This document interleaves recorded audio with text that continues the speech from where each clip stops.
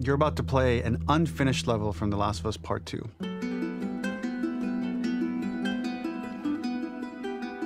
The reason we added this section is there are a few sequences, and we picked the 3 of the best ones, that we cut from the game. You know, often we build a game that's much bigger than what ends up being the final product.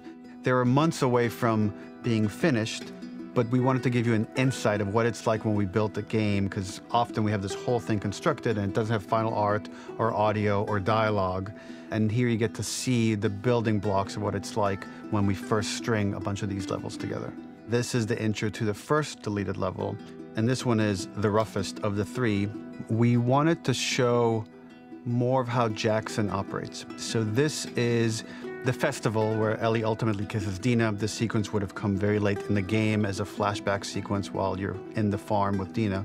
And we wanted to show what is the rest of Jackson doing, and wanted to put on the stick, make it interactive. So you could see when you're outside, there are all these almost like carnival games that you can play. You could mix drinks, you could play with these kids that are playing a sort of clicker Marco Polo, sit down and listen to conversations. And all the different interactions were first or second pass, very, very early passes. The building blocks are there, but nothing is final. And ultimately, while we were very excited by this sequence, it's pretty fun and lighthearted. It just slowed things too much as we're barreling towards the end of the story at this point. So again, reminder, rough, missing audio, missing animation, missing gameplay tweaks, missing dialogue, but pretty representative of what it would have been. So enjoy.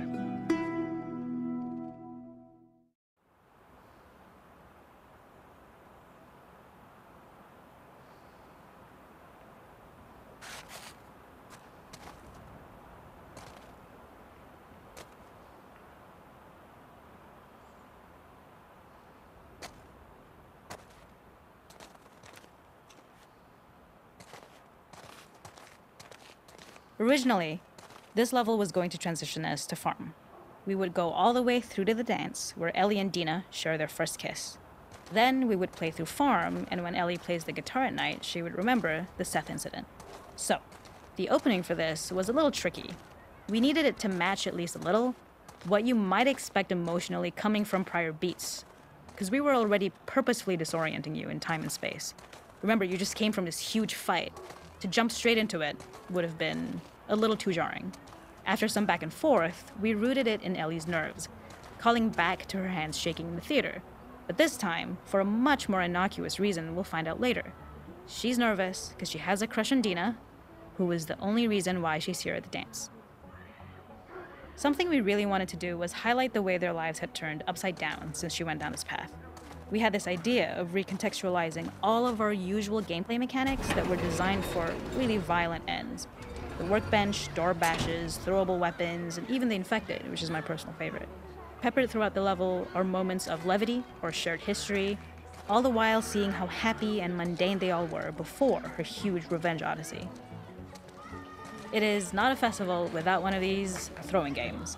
This one, of course, uses our throwable system where you're often chucking explosive things or stunning things, but for a more wholesome purpose, although some people take this game really seriously.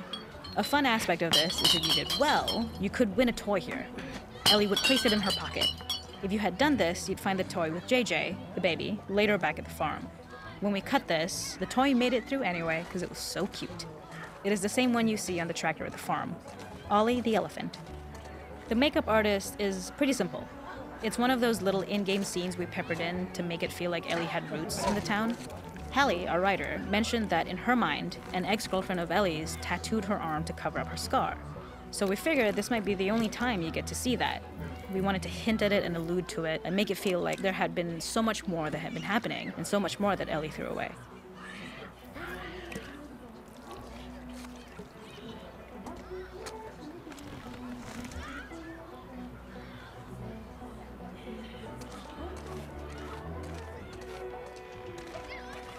This is one of my favorite sections because I think that it achieves both the slice-of-life aspect of Jackson while also being a stark reminder of how dark the world that they live in really, really is. To attract attention and curiosity, one of the kids was supposed to make this adorable, messed up little clicker impression, and the others would giggle. We tried a version where if you got close enough, the kid might try and follow you a little before turning back. Since clickers are blind and move by echolocation, for this game of messed up tag, Ellie must close her eyes and listen for when the children give themselves away. The thought was that these kids are in relative safety. They still grow up with the dangers of clickers and runners, and all those lessons would embed themselves in the games that they play. When the festival got cut, they tried to preserve this moment and move it to the front of the game where the snowball fight is, as a tutorial. However, being in the headspace of a clicker doesn't really teach you how to deal with them. Eventually, it evolved, and they instead made the snowball fight, which was, I think, way more effective. For me, it's character illuminating that not only does Ellie know this game, she plays along. There's a familiarity with the kids that's really nice to see, especially because it's such a difference from the Ellie we see later, who has a sort of hollow normalcy that she's trying to get with JJ, but kind of fails.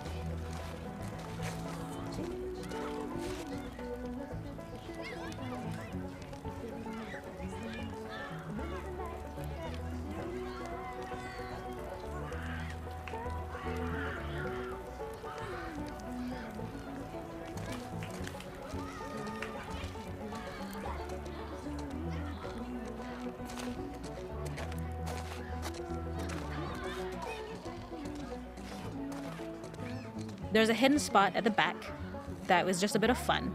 It was highlighting Jackson's normalcy with something we would find in a real world. In the back, you would find teenagers finding some alone time with each other in a dark corner of a party. It was rewarding the player for peeking into a hidden corner, but ultimately redirecting them back to the festival. We also had versions of them smoking weed here, despite Maria's consternation, probably having gotten it from Eugene.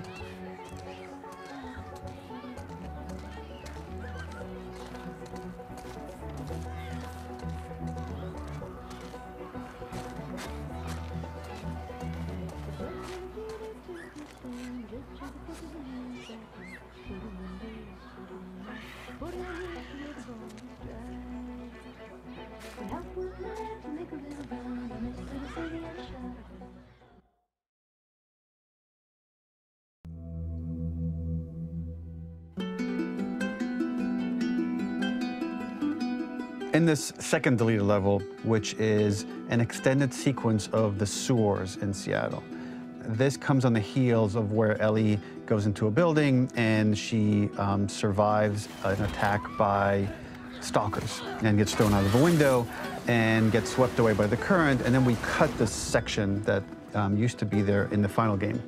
Now you will get to play it.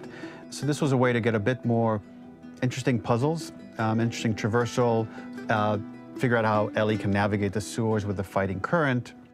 Ultimately, with a lot of these levels and these sequences, the reason why we cut them were for pacing purposes. But here it is for you in this very kind of raw form that part of it will feel finished, parts of it will feel like assets are missing as far as audio, animation won't be final. But it's a glimpse into what a game looks like when it's months away from finishing. Enjoy.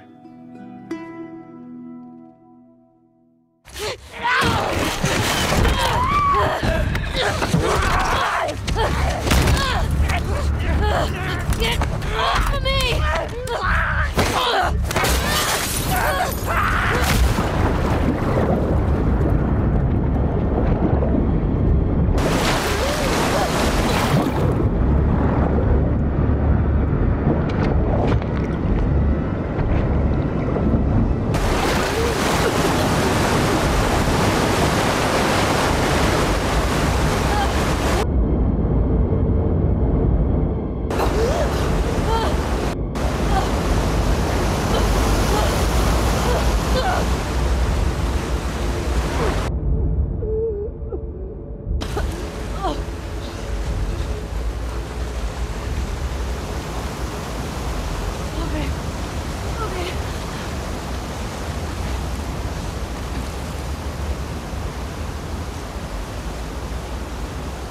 Seattle. Okay.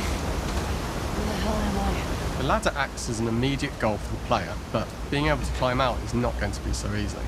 To keep levels interesting and engaging, we alternate between positive and negative values the player experiences. Here, it's a positive to have found the ladder, but then a negative to discover it's not the solution. But then another positive to identify the next short-term goal of the doorway. By alternating between these opposing values, we give players what they expect, but not how they expect it.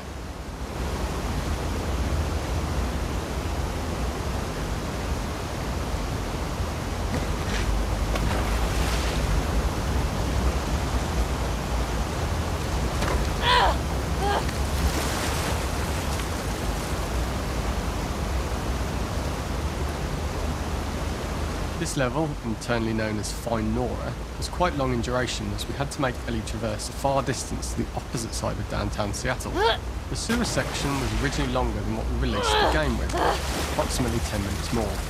This was one of the few areas of the game that used water flow as part of a traversal puzzle. The player has to go upstream to use the current to get to the platform to reach the other side. We mostly cut this mechanic game wide, however it remained in essence in the section swimming to the aquarium as Ellie when you were avoiding the waves. When players reach the doorway and enter into the room, they are faced with a dead end. The real reason for this dead end room is that on the reversal when exiting back out of the doorway, players are faced with a route onwards. A pipe that they'd not been able to see when they were swept past it on the way in, and something that was hidden from view when on the side platforms. The intention here being that the only option is to go off the standard path in order to search for a way out.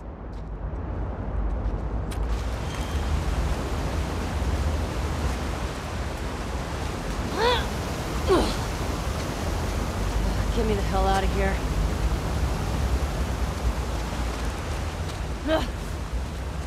Throughout the rest of the level, we also used light to indicate to the player that they were heading in the right direction. At each turn, however, we blocked the direct route forward. Players would know that they just have to keep finding alternative paths, promoting those feelings of being desperate and trapped. We slowly introduced the player to consider climbing into smaller pipes and crouching in these tight spaces. This is to slowly build up to and encourage the player to climb into such small pipes that they'd have to be crawling on their stomach, which is something that the player previously may not have recognised as a playable space, let alone the desired route they need to take. We added a tiny space just to reward the player's exploration with a pickup item, and we made sure it was something that made sense that you'd find in this area, a canister and all the garbage that had been washed into the sewers from the surface. We loved the idea of making Ellie prone through a tiny dirty pipe in order to get out, as it was a great opportunity to use our prone mechanic. A unique camera setup was created to support crawling in these pipes, as the standard prone camera is much higher above the player. We also created custom collision in order for Ellie to manoeuvre in these tight spaces easily. Initially, the oblong collision capsule around the character caused issues crawling around corners. We put extra effort into the custom corner collision so the movement experience is as smooth as the main game. In order for the player to feel cramped, claustrophobic and desperate, we'd been enforcing the traversal mechanics that allow for a tight environment which promote these feelings. We introduced the use of the squeeze through so that we can keep the player feeling enclosed and tight, but without repeating the same geometry. Here we change from low ceilings with wider walls to high ceilings and tight walls to change up the spatial pacing and keep the level from repeating itself.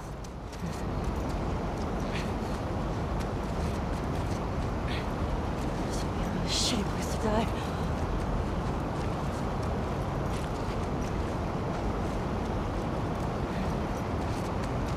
Originally, we had the waterline much higher here, so players had to swim through this tight tunnel.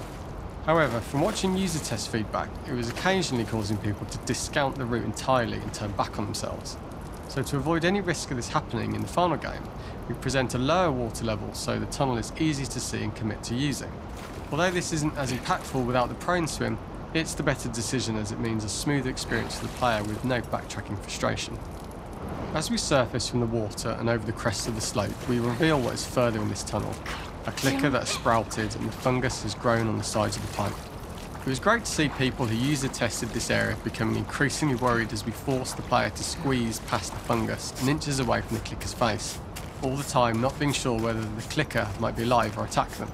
Although we aren't as cruel as to force a clicker attack in such close proximity, we do have a payoff for this moment. This clicker momentarily turned into Joel to show Ellie's PTSD from what happened to Joel at the start of the game. Ultimately, we decided to save this moment for the farm level, as it was more impactful there because it could become the centrepiece of that experience. Whereas in the sewers, we weren't able to make it as much of a narrative point and give it the breathing room and reaction time that it deserves, given the tight space.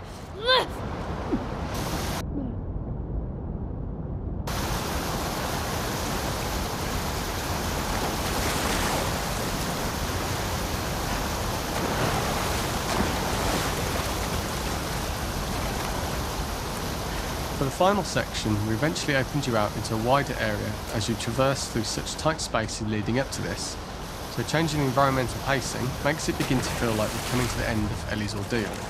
An earlier iteration used the current that we'd shown at the start, a slightly tougher traversal puzzle to conclude the sewers. The ladder was clearly visible from most of the area, but the player was faced with a fast-flowing torrent of water they couldn't cross. If the player attempted to jump into the water, they were not able to swim across the ladder due to the water's speed, but instead they had to traverse the pipe running along the top of the space in order to get across the water. Using this pipe was retained in the iteration we shipped with, as it's the last of the extreme methods Ellie has to undergo in order to escape the sewers, and what she will go through in her pursuit of revenge.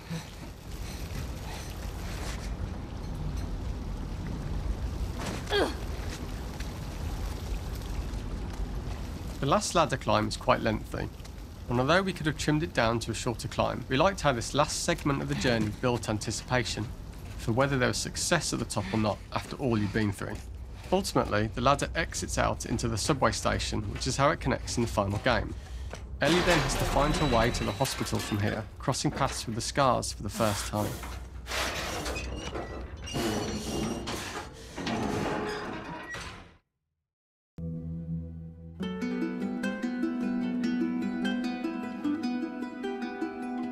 For this third and final deleted level, what we call the boar hunt sequence, this was a sequence pretty late in the game.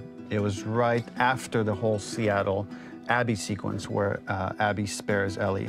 And then we wanted to come back into Ellie's story, but keep it a bit mysterious of how much time has passed, where is Ellie now? So we're coming in on Ellie and she's following a trail of blood. And we wanted to mirror in a way the deer hunt sequence from the first game, but this time do it with a boar. And there's something with Ellie that now she can't let go of this violence. She's pursuing it, even against this innocent animal. This was another opportunity to show how the violence that Ellie has experienced, the violence that she witnessed being afflicted onto Joel, is still sticking with her, and she's still experiencing these PTSD moments. This was a sequence that was pretty far along and was cut pretty late in production. Parts of it are still really rough, but the gameplay, the building blocks were all there. I think you'll have fun to see, like, again, a rough, unfinished sequence that you can play. You can see all the way to the end, and including a cinematic that we end up cutting. And the remnants of the sequence ended up being mentioned in Ellie's journal. So this part of the story that we developed still made its way into the game as kind of optional stuff that you could read about, but here you get to experience it. So as a reminder, this is pretty rough, months away from being finished, but you get to see it now.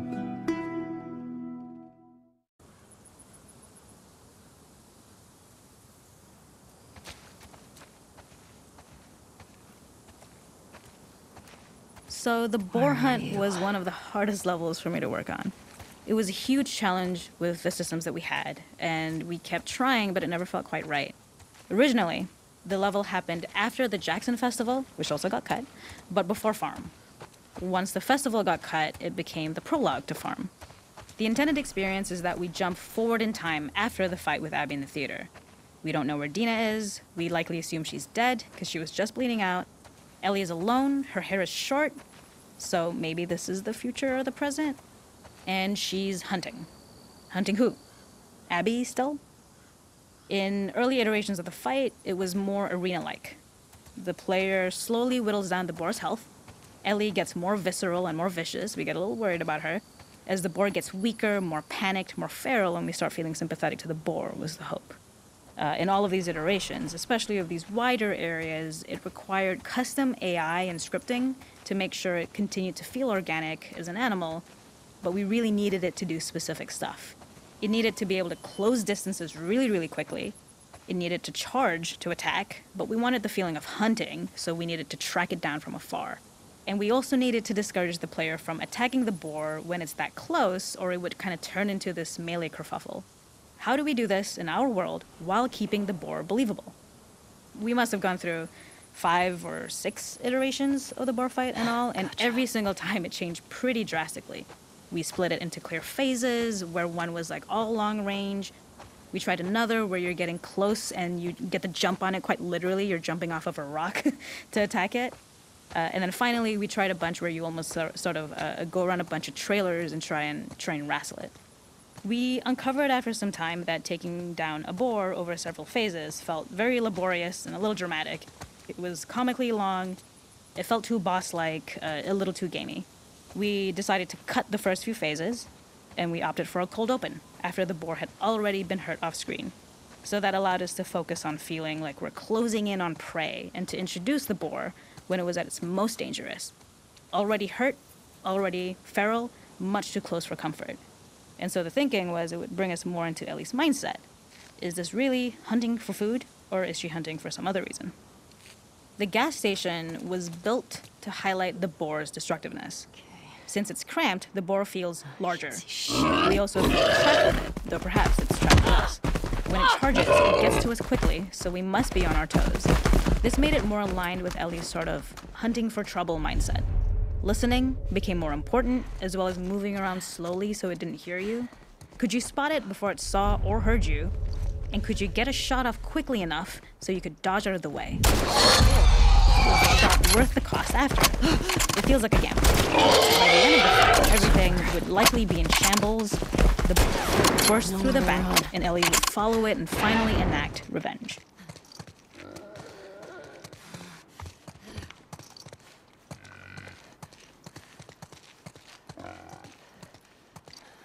The boar kill was supposed to be anything but glorious, with the boar whimpering at the back of the gas station after Ellie's relentless hunt. After this, hearing the drone that we kind of come to associate with Ellie's trauma, we would hard cut to the stream where she's washing her hands and holding rabbits that she hunted, about to return to Dina. And there would be no mention of the boar.